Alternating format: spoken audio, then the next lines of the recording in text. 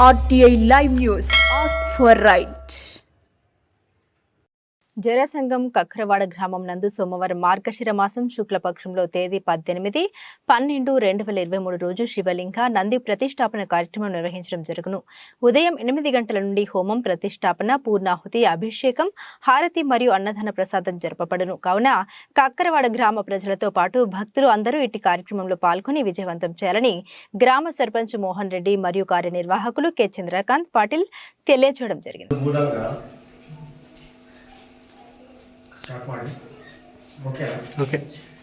ఇందు మూలంగా కక్కరవాడ గ్రామ ప్రజలకు తెలియజేయనిది ఏమనగా, కక్కరవాడ గ్రామంలో శివలింగ నందీశ్వరుడి ప్రతిష్టాపన సోమవారం 18 డిసెంబర్ 2023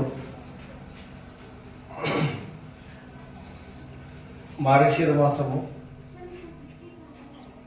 శుక్లపక్షము రోజున జరపబడను. ప్రొద్దున అంటే ఉదయం 8 గంటల నుంచి 1 గంట వరకు శివలింగ మరియు నందీశ్వర ప్రతిష్టాపన జరుగును. తదనంతరము 2 గంటల నుంచి సాయంత్రం 6 గంటల వరకు అన్నదాన ప్రసాదం జరపబడను.